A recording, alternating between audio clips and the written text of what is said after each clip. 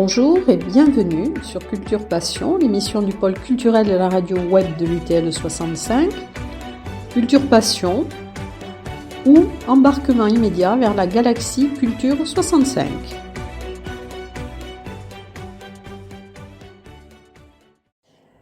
Bonjour Corinne Renoux, donc je suis pour Culture Passion dans vos locaux du bâtiment 411 et vous organisez donc ce week-end, c'est une exposition éphémère, votre première exposition de peinture. Tout à fait, bonjour Eliane. Et donc vous avez, qu'est-ce qui vous a motivé pour choisir l'artiste peintre qui expose, donc Matt Dole. Qu'est-ce qui vous a motivé pour commencer vos expositions par cette peintre? Alors c'est très simple. Alors déjà il y a beaucoup de sujets de motivation concernant Marilyn. Donc la première raison, c'est que c'est une artiste que j'ai rencontrée par l'intermédiaire d'une de nos amies communes qui nous a mis en relation toutes les deux.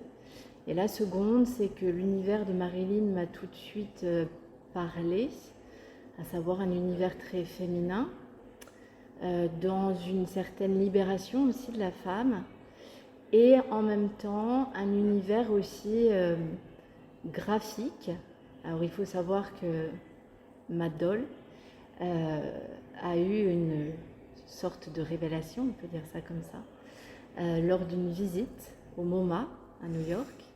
Elle s'est assise dans la salle où sont exposées les nymphéas de Claude Monet. Elle y est restée longtemps dans cette salle, comme hypnotisée par l'étoile. Et suite à ce voyage, au retour, elle a décidé de peindre. Donc elle a peint sa première toile qui s'appelle Crazy Girl, qui est d'ailleurs exposée ce soir au 411. Et elle a continué sur sa lancée. Alors on voit son évolution à Marilyn à travers cette exposition, de ses débuts jusqu'à aujourd'hui. Et on voit son évolution en tant que peintre, mais aussi en tant que femme. Et c'est ce que j'aime chez Marilyn. Voilà, donc c'est une première exposition et il y aura d'autres expositions, je suppose, au 411 dans la suite. Alors on a fait une première, c'est une première vraie exposition, on va dire en chair et en peinture, puisque la toute première était une exposition virtuelle avec Matt Dole, qui a eu lieu le 8 mai, le jour de la libération, pour libérer le 411 de son passé industriel et militaire, et pour lui faire embrasser une carrière artistique et culturelle. Et donc là, aujourd'hui, cette exposition, c'est la concrétisation du travail qu'on a fait jusqu'à présent ensemble, et une concrétisation qui n'est pas virtuelle, qui est bien réelle, et ça fait du bien. Bon, on aura l'occasion d'en reparler quand vous ferez des expositions. Tous les mois, j'envisage de faire une exposition tous les mois. Donc là, l'exposition du mois prochain, mois d'octobre, qui aura lieu le 9 et le 10 octobre, c'est l'artiste Céline Plantier, qui est bien connue sur Tarbes pour faire des ateliers, notamment au musée Massé, et qui va venir exposer son propre travail sur les arts primitifs. Toujours sur un week-end? Toujours, pour l'instant, toujours sur un week-end. D'accord. Alors maintenant, puisque nous avons la chance d'avoir Matt Dole donc ici, alors j'allais lui poser une question justement sur ce qui l'avait amené à la peinture. Et alors, qu'est-ce qui vous a tant fasciné dans les nymphéas de Monet? Alors c'est un triptyque que je connais depuis toute petite, mais que je ne connais qu'à travers les livres. Et c'est vrai que de le voir en grandeur nature sur 8 mètres de long, j'ai été comme happée par l'œuvre. Corinne le disait, et c'est vrai, j'ai été comme subjuguée. Je suis restée sur la petite banquette placée au milieu, en face de ce triptyque pendant une bonne demi-heure, en oubliant un petit peu tout ce qu'il y avait autour de moi, et notamment les autres spectateurs. Et c'est vrai que pour moi, ça a été vraiment une révélation parce que, alors je peins depuis longtemps, je peins depuis une quinzaine d'années, mais cette passion n'était pas complètement assouvie, elle restait de l'ordre du loisir. Et là, vraiment, je me suis dit que non, je devais aller plus loin dans ma création, plus loin dans mon art, et que j'avais vraiment envie d'explorer un peu plus cette passion et de pouvoir faire partager à d'autres personnes que mon entourage mes toiles et voilà, mes sentiments, mes impressions, mes émotions. J'avais vraiment envie de partager ça et d'embrasser une carrière d'artiste, voilà, donc faire un vrai métier. J'ai toujours été passionnée par le dessin, par la peinture. Je pense que c'est une histoire familiale, un héritage familial, puisque ma maman dessinait beaucoup. Elle était très douée, d'ailleurs. Et c'est en plus une histoire de femme, parce que je pense que ma fille a elle aussi attrapé le virus et la fibre artistique. Mais c'est vrai que j'ai grandi dans un milieu où même si il y avait une sensibilité à l'art, c'était difficilement envisageable d'en faire un métier. Voilà. Donc c'est vrai que je suis partie sur toute autre chose dans ma vie professionnelle. J'ai fait des études de droit, donc très loin de la peinture. Et vraiment ce séjour à New York, Corinne, tu parlais de libération, mais m'a libérée voilà, de ma carrière professionnelle pour en embrasser une autre, voilà, celle de la peinture. Et vous aviez, je suppose, visité d'autres musées ailleurs, Oui. et c'est vraiment celui-là qui a été le facteur déclencheur. Ouais. Cette toile m'a provoqué une émotion, alors que je n'imaginais pas. Je savais qu'il y avait ce triptyque de Monet, mais de le voir en vrai, c'est vrai que ça a provoqué en moi une émotion, une rare émotion, comme on en connaît peu. Je crois que j'en ai eu une autre comme ça devant un paysage, c'était devant le Grand Canyon, où vous avez une montée d'émotions, une montée de larmes complètement inexplicable, et en même temps qui vous submerge. Et alors, dans les matériaux que vous utilisez, donc Oui. vous travaillez toujours sur de l'acrylique ou vous avez utilisé d'autres supports? Alors, je travaille essentiellement l'acrylique et sur certaines toiles, j'utilise aussi des Posca, mais à base d'acrylique. Donc, on reste effectivement sur de l'acrylique. Et vous faites des mélanges donc de pigments et de choses plus... des résines plus synthétiques?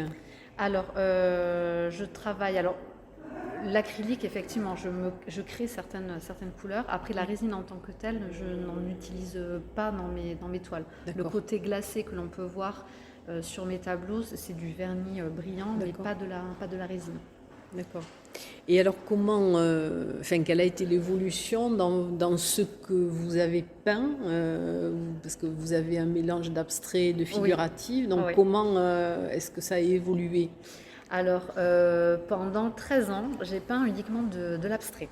Donc, les œuvres figuratives qui sont exposées aujourd'hui, pour les plus anciennes, n'ont que 2 ans. C'est vrai que je suis de nature curieuse. Je suis peu conventionnelle aussi, je pense, parce que c'est vrai que dans le domaine de la peinture, on expose de l'abstrait, on travaille de l'abstrait ou du figuratif, rarement des deux. Si on travaille un petit peu les deux, on ne partage pas forcément les deux en exposition. J'ai pris le parti de montrer voilà, tout ce que je fais. Voilà. Et je me retrouve aussi bien dans l'abstrait que dans le figuratif. Et j'ai vu que j'avais envie de montrer un peu de moi lors de cette exposition. Je montre tout. Artistiquement parlant, bien sûr. Et alors, est-ce que c'est une dualité entre les gris, les noirs et après les peintures beaucoup plus colorées? C'est une partie un peu plus sombre, mais qui est toujours avec une pointe de couleur quand même. Je crois que ça fait partie de la dualité de ma personnalité, effectivement. Un côté un petit peu conventionnel, sage, et un côté un peu plus explosif et haut en couleur. Mais même dans les tableaux où les dominantes sont le gris, le noir ou le blanc, il y a quand même toujours une touche de couleur. Oui, on voit toujours ou les lèvres ou la robe. Exactement. Et alors, quelles sont les couleurs que vous affectionnez justement en peinture? Alors, le noir. J'aime beaucoup le noir, cela se voit dans mes tableaux, notamment sur les fonds. J'aime beaucoup utiliser le noir parce que je trouve que ça sublime les couleurs. Les couleurs sont plus saturées aussi, donc je trouve que voilà, visuellement ça a un rendu quand même intéressant. Et le rouge, parce que le rouge c'est la passion, c'est la femme. Voilà, je pense que voilà, ça me correspond. Ça vous correspond. Et alors, bon, vos toiles ont des noms comme Diane, Pénélope. Ce sont des. Bon, après il y a le Blue Michou aussi. Donc ça, c'est une toile que vous avez donc faite en l'honneur de Michou, qui avait le cabaret parisien très connu. Alors, effectivement, c'est un petit clin d'œil au célèbre directeur de cabaret. Oui. Après, cela dit, c'est vrai que lorsque je travaille l'abstrait, je suis plus dans l'instinctif. Les toiles sont moins réfléchies que sur les figuratives, où là, je choisis bien mes sujets, il faut que le sujet m'inspire. Sur l'abstrait, je suis plus sur l'émotion. Et quand j'ai commencé à travailler le bleu, effectivement, j'ai pensé de suite à ce personnage haut en couleur et que tout le monde connaît. Et alors l'autre peinture rose, Oui, La vie en rose. La vie en rose, oui, c'est la vie en rose. C'est la vie en rose. C'est la représentation de la vie en rose. Tout à fait. Et oui, c'est par exemple Pénélope. Alors Oui. pourquoi Pénélope comme titre? Alors je trouvais que ce prénom collait parfaitement à l'image que j'avais envie de donner à cette femme, un peu femme fatale, sûre d'elle. Alors certes, elle est seule sur le tableau, mais finalement, elle n'a besoin de personne d'autre qu'elle. Voilà, c'est vraiment ce côté femme fatale et cette assurance que je voulais mettre en exergue dans cette toile et du coup dans le titre de la toile. Oui, parce qu'après vous avez aussi des animaux qui sont Oui. représentés, qui sont très très colorés. Oui, très. Alors j'aime beaucoup les animaux, Oui. Il n'y a pas de secret, je peins aussi ce que j'aime, donc c'est vrai que j'aime beaucoup les animaux et voilà, sur les animaux j'avais envie là de travailler des couleurs vives, vraiment que les tableaux explosent. Et le lion, ça évoque quoi pour vous?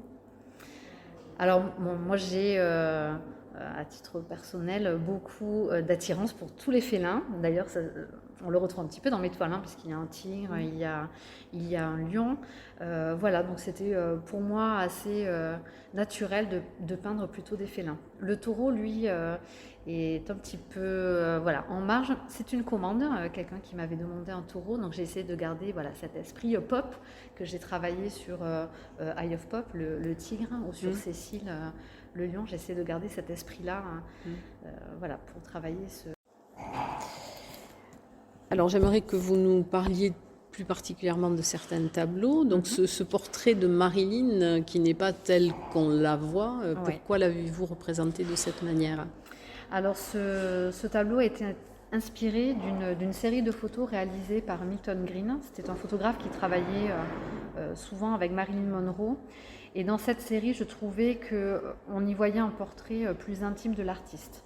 On ne voyait pas l'icône avec une robe glamour, dans une pose lascive. On avait l'impression de partager là une intimité avec elle. Elle est levée dans un gros chandail.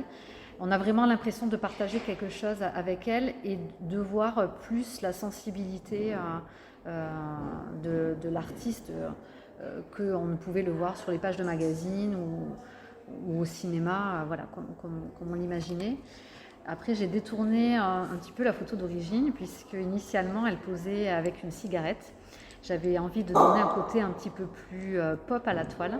Et du coup, je lui ai ajouté une sucette dans la main, une sucette très colorée.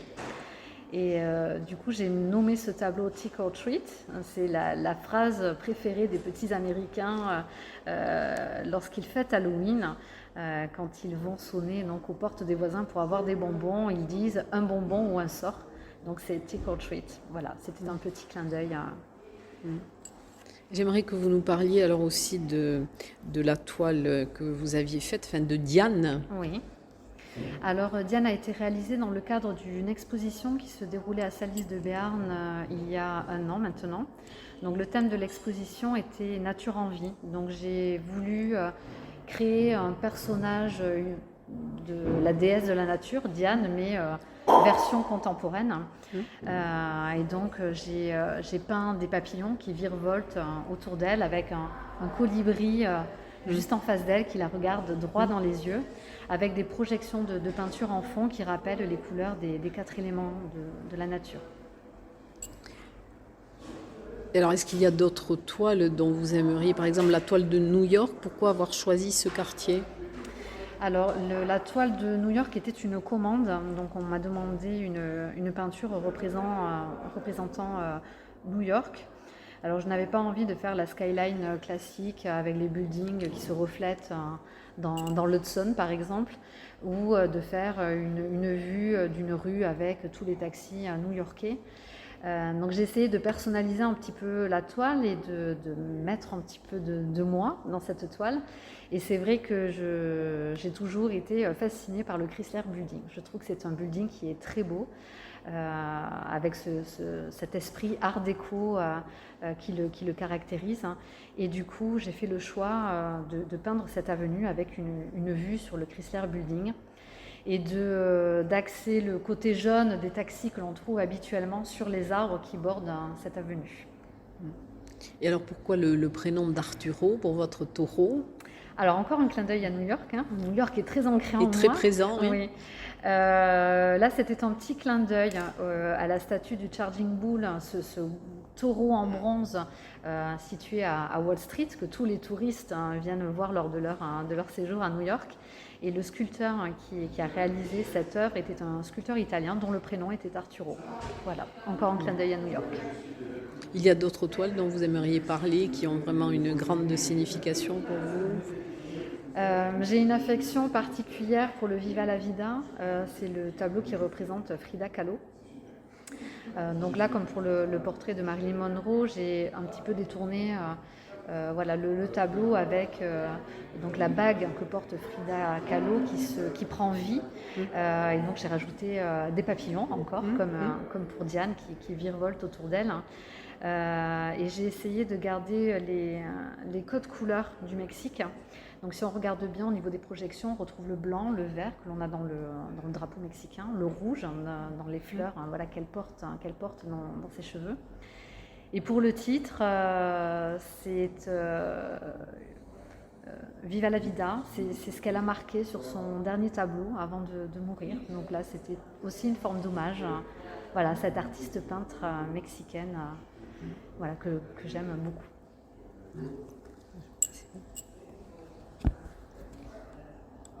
Cette commande. Et alors, quels sont les peintres, à part Monet, qui vous ont inspiré dans votre évolution? Alors, j'avoue qu'en matière de peinture, mais un petit peu comme dans tout, la musique, c'est pareil, les voyages, c'est pareil. J'ai des goûts très éclectiques. Une autre toile, moi, qui m'a beaucoup plu au MoMA, c'était une grande toile de Pollock. Donc là, on est sur de l'abstrait, par exemple, donc aux antipodes de ce que pouvait faire un Monet. Van Gogh, après des choses plus pop comme Keith Haring, où là on est plutôt sur le street art, sur cet esprit un peu pop. Donc j'ai pas de peintre préféré. Je trouve que tous les courants artistiques en matière de peinture sont inspirants dans tous les cas, même si on est sur des univers complètement différents. Oui.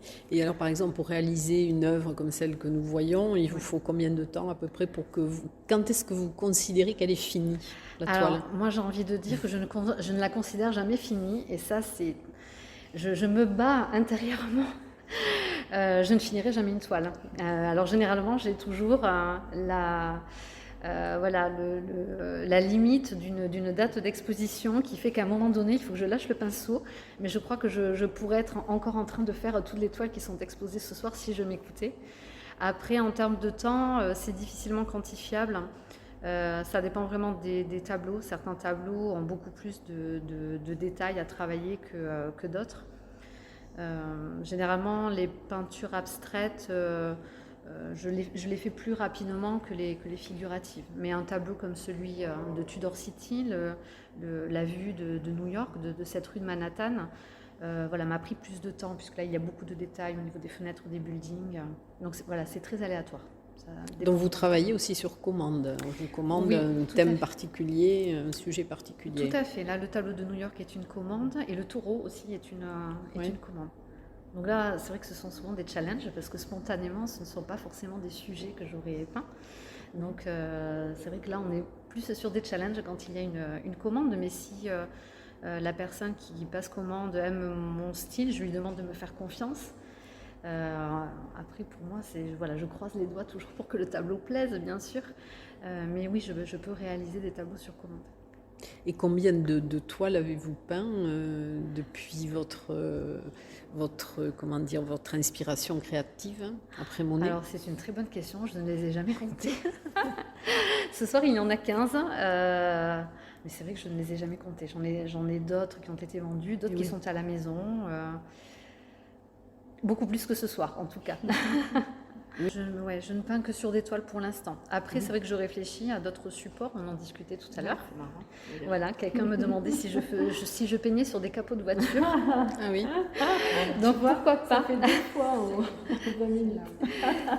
Donc c'est quelque chose effectivement à laquelle je réfléchis, même sur des murs pour faire des fresques des murales. fresques. Voilà. Pour l'instant, je peins uniquement sur toile. Mais surtout si vous êtes attiré par le street art. Oui, tout donc à c'est fait. vrai que ça peut être, ça serait un excellent lieu là pour peindre des fresques. Oui. Je crois, ça D'ailleurs, serait.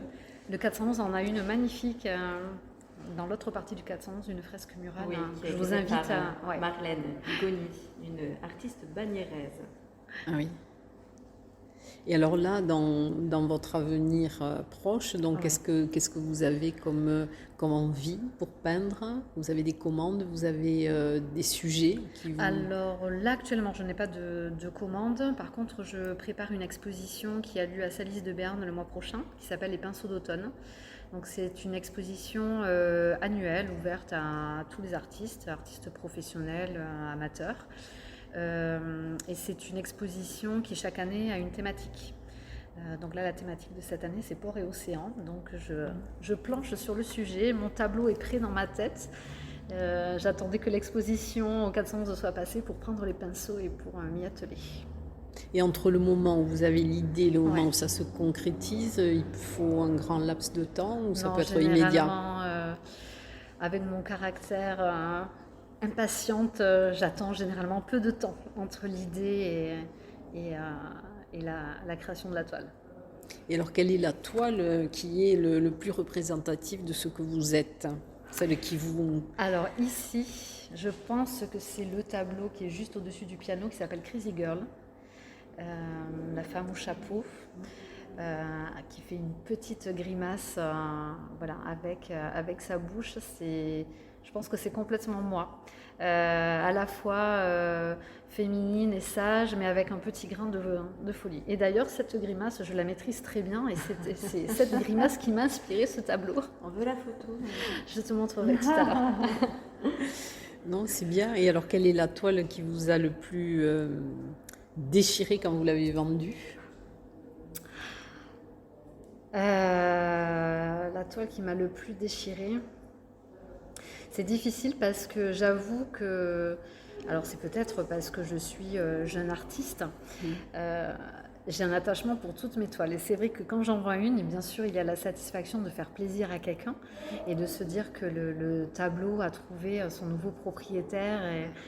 Donc il y a cette satisfaction-là. Et en même temps, c'est vrai que pour moi, c'est toujours un peu difficile de voir partir une toile. Mais quand c'est en plus quelqu'un avec qui, enfin un client ou une cliente avec qui on a eu un bon feeling, bon, la douleur se fait un peu plus douce. Et si vous n'aviez pas un bon feeling, Ah mais si on n'a pas un bon vous ne la feeling, vendez pas? ah non mais si, bien sûr que si. C'est le principal pour moi. C'est la que vente, c'est de les vendre quand même. Oui, mais c'est surtout que le tableau plaise. Oui. Le fait de se dire que quelqu'un a eu un coup de cœur, c'est quand même voilà. Oui. Oui. On est quand même oui, dans la douleur de voir partir le tableau, mais voilà, on se dit, on fait vraiment plaisir à quelqu'un qui a éprouvé une émotion en le voyant. C'est vrai que c'est pour ça qu'on peint, je pense. Et donc, c'est le rouge qui est votre couleur préférée? Ouais, le rouge et le noir. Le noir. Ouais. Oui, c'est l'expression de la dualité, effectivement. C'est intéressant. En tout cas, ce que vous avez fait, vraiment, c'est très joli. Je trouve que ça, c'est vraiment, on voit bien les deux styles, hein, figuratif et abstrait. Et puis, bon, j'espère que vous aurez d'autres expositions qui seront intéressantes. Et puis, j'espère aussi que dans ce lieu, eh bien, on verra de belles expositions. Ça sera une nouvelle galerie. C'est ce qui est prévu, en tout Voilà. cas. Donc, j'espère que les Tarbais, les Tarbaises seront au rendez-vous pour cette exposition et pour les prochaines. Voilà. Et si je peux me permettre, Oui. j'ai un avis sur ce qu'a dit Marilyn tout à l'heure concernant les animaux qu'elle peignait, à savoir le lion, Félin, le oui. tigre, Ouais. le taureau. Pour moi, c'est des animaux qui ont tous un point commun, la force. La force. Et je pense que voilà, Marilyn est une femme forte. Mais oui, ce bâtiment a toujours eu des femmes fortes. Donc c'est une représentation de ce qui s'est passé. Enfin, c'est une émanation de ce qui s'est passé. Tout à fait, c'est bien ça. Il n'y a pas de hasard. Il n'y a que des rendez-vous. Voilà. En tout cas, merci Matt Dole et merci Corinne Renoux donc, de nous avoir reçus dans ce lieu qui vraiment devient hautement inspirant. Merci à vous. Merci Eliane.